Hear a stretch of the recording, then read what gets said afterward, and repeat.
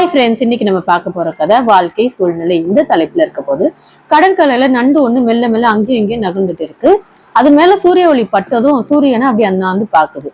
அதுக்கு என்ன தோணுதுன்னா, நம்ம ஏன் சூரியன் கிட்ட பேசக்கூடாது அப்படின்னு சொல்லிட்டு, சூரியனே நீ எவ்வளவோ தொலைவுக்கு அப்பால உயரத்துல இருக்க, நானும் இங்க தரையில இருக்கேன்.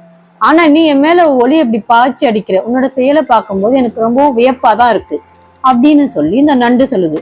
உடனே சூரியன் என்ன சொல்லுது, நான் நண்டே நீ ஒளிப்பட்டதும் இவ்வளவு புத்துணர்ச்சியோட இருக்க, அதனாலதான் நீ இப்ப எல்லாம் பேசுற அப்படின்னு சொல்லி சூரியன் சொல்லுது. சூரியனே, நீ எவ்வளவு தூரத்துல இருந்து பேசினாலும் என் காதுக்கு அது தெளிவா கேட்குது. உன்னோட ஒளியும் சரி, உன்னோட பேச்சும் சரி, அது ஒரு விதமான நல்ல ஆற்றலை எல்லாருக்கும் கொடுத்துக்கிட்டு இருக்கு.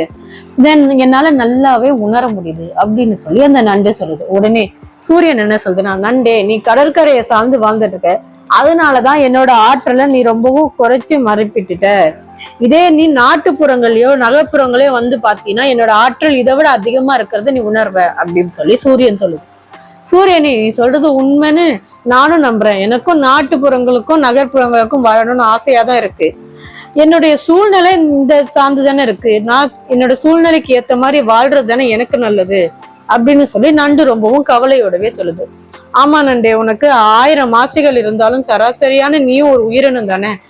ஆனா நீ உன்னுடைய சூழ்நிலைக்கு ஏத்த மாதிரி நடந்துக்கிறது தான் உன்னோட வாழ்க்கைக்கு ரொம்பவும் நல்லதா இருக்கும் அப்படின்னு சொல்லி சூரியன் சொல்லுது. இதோட கருத்து என்னன்னா, ஒவ்வொருத்தவங்களும் தங்களோட சூழ்நிலைக்கு ஏத்தவாறு தங்களோட வாழ்க்கை சூழ்நிலையை அமைச்சுக்கணும் அப்படிங்கிறது. இதோட இந்த கதை முடிஞ்சது. நன்றி.